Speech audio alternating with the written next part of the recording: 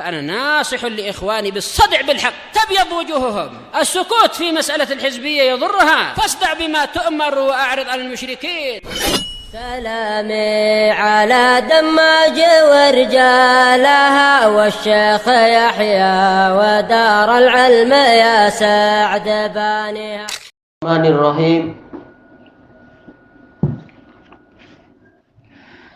Qala fadilatul Syekh Abu Amr Al-Hajuri hafizahullahu taala. Masuk ke muka surat 51. Al-Mu'allal.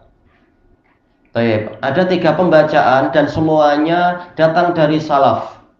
Ada yang mu'allal, ada yang mu'al, ada yang ma'lul. Intinya sama, semuanya adalah isim maf'ul.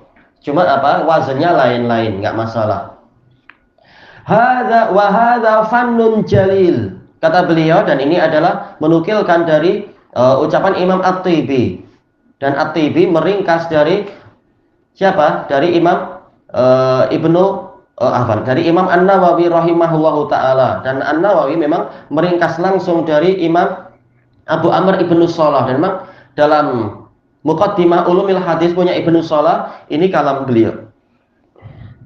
Dan tentunya ini bukan ucapan Abu Amr Ibnu Shalah sendirian, ini juga dikatakan oleh ulama besar yang sebelum Ibnu Shalah, yaitu Imam Al-Khatib Al-Baghdadi rahimahullahu ta'ala di dalam buku-buku mustalah beliau, bahwasanya masalah pembahasan hadis mu'al hadza fannun jalil, ini cabang ilmu yang sangat agung.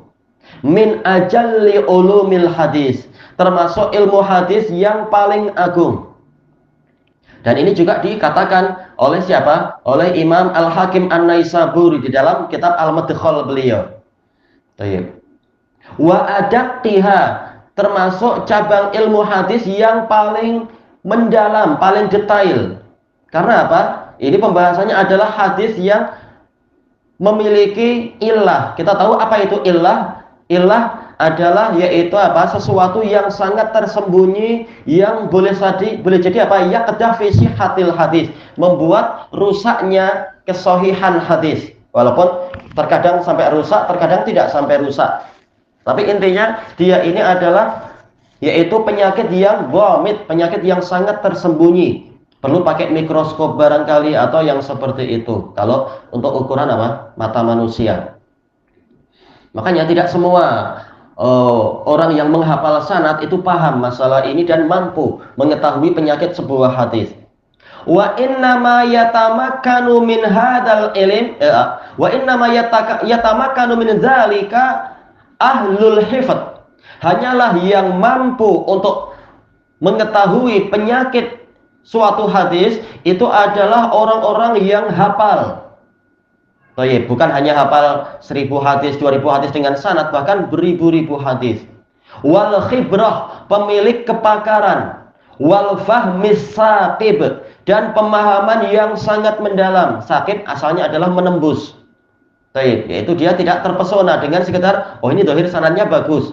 Tapi dia tahu betul, memang dia mendengar dari rawi yang itu secara umum, tapi khusus untuk hadis ini dia tidak dengar karena waktu itu begini-begini. Ya, ini betul-betul apa? Pemahaman, pendalaman yang tidak calang-calang, pendalaman yang sangat detail sekali. Wa huwa ibaratun an asbabin khafiyatin ghamidah. Yang namanya illah itu adalah ungkapan dari sebab-sebab yang tersamarkan, ghamidah, yang sangat samar-samar, atau apa ya istilahnya? Ghamid ini adalah sesuatu yang sangat halus sekali. Qadihatin fi, membuat cacat perkara, membuat cacat hadis tersebut. Qadihah yaitu membuat cacat. Baik.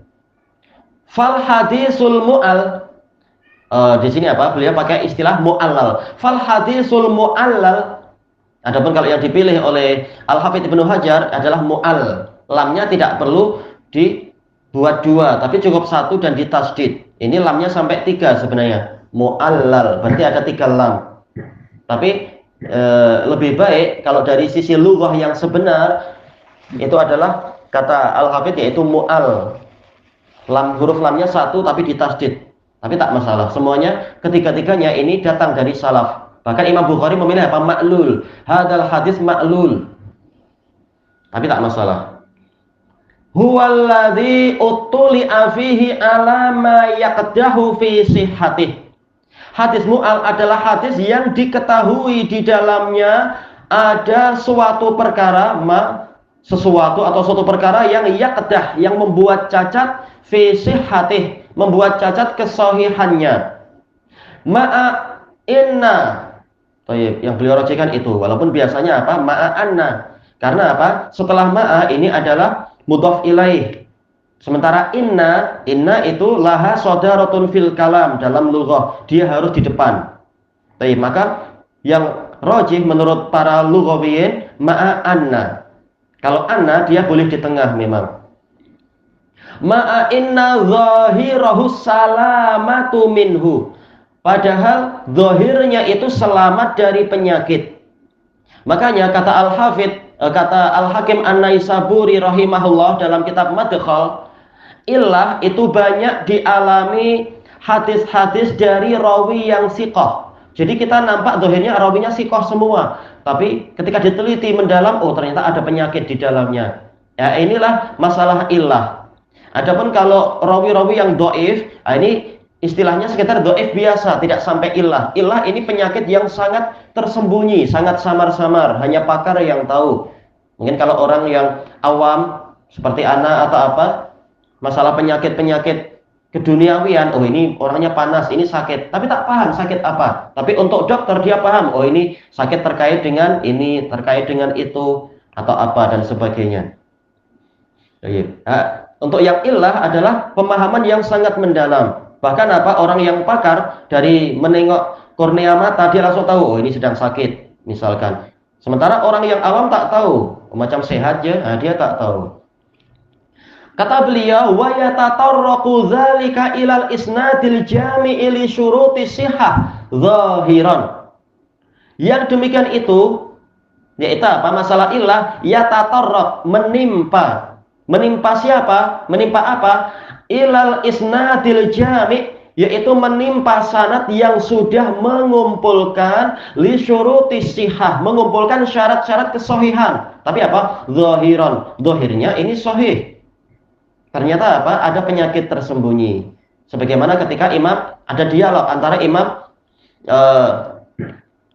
Imam Muslim dengan guru beliau yaitu Imam Bukhari. Imam Muslim menyangka sebagian sanad dari hadis kafaratul majlis itu sahih. Beliau mengatakan ini sanad yang sangat bagus. Lalu Imam Bukhari mengatakan memang sanadnya bagus, tapi sebenarnya si fulan itu dia tidak dengar dari si fulan untuk hadis ini. Langsung apa? Imam Muslim mencium kaki Imam Bukhari dan mencium keningnya Imam Bukhari, mengatakan anta adalah ustadzul ustadzin kalau tidak salah. Ustadz dari para ustadz.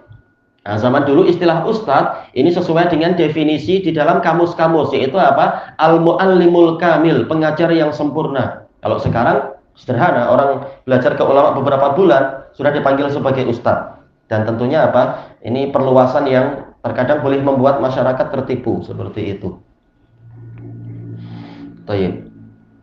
Demikian pula apa? Kalau sekedar orang khutbah Jumat habis itu dipanggil ustadz, ini tidak sesuai dengan praktek para salaf dan tidak sesuai dengan definisinya secara dalam kamus-kamus bahasa Arab.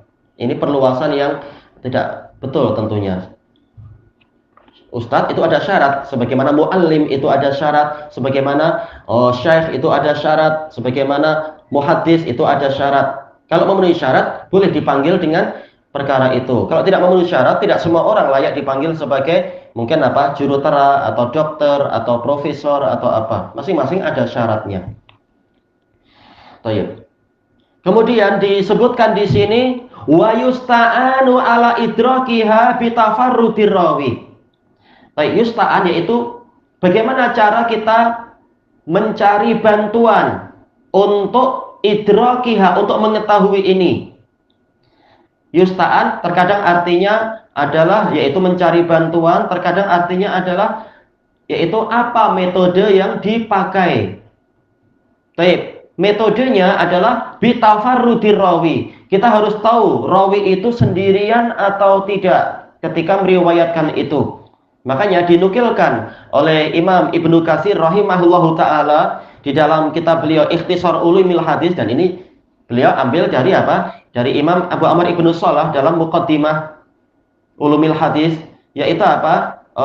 Kalau nggak salah mengambil dari ucapan Ibnu Ma'in, al hadis idza lam tujma' turuquh lam yutabayyan khata'uh. Hadis itu kalau sanad-sanadnya tidak dikumpulkan, tidak akan menjadi jelas kesalahannya. Baik, kalau hanya satu sanad, kita akan nampak, oh ini sahih, oh ini rawinya bagus-bagus, misalkan semuanya bersambung. Tapi ketika dikumpulkan ada 10, 20 sanad dan sebagainya, tahulah kita bahwasanya ini sendirian. Nah, kalau sendirian sementara dia bukan tipe Sufyan Ats-Tsauri, bukan tipe Malik bin Anas, bukan tipe Az-Zuhri, maka apa? Rawinya ini akan dihukumi hadis dia ini apa? Mu'al, berpenyakit. Penyakitnya apa? Yaitu syadz, dia menyendiri. Seperti dalam hadis bisyarah, dohirnya adalah apa? Sanadnya sahih.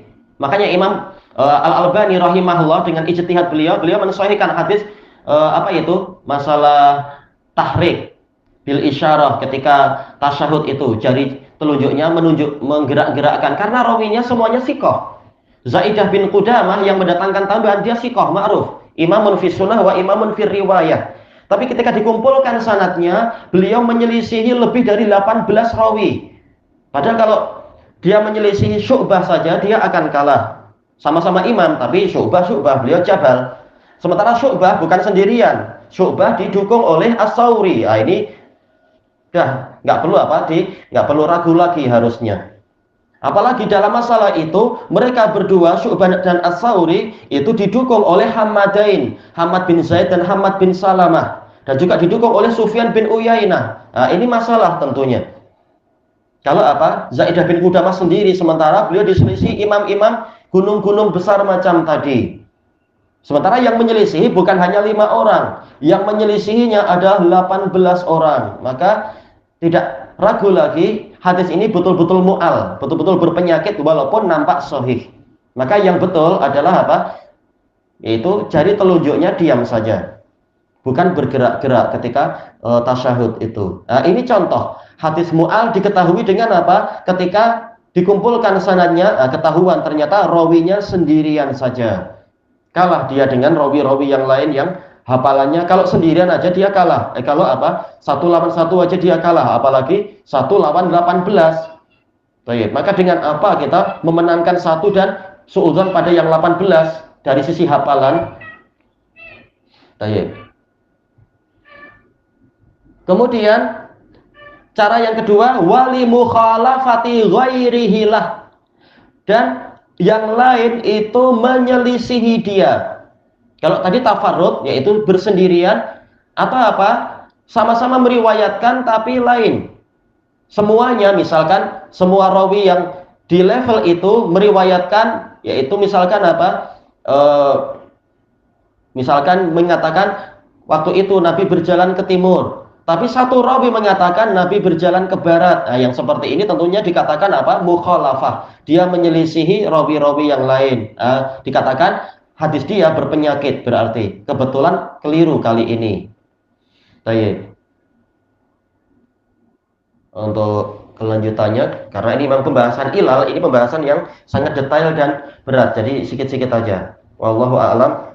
Walhamdulillahirabbil alamin.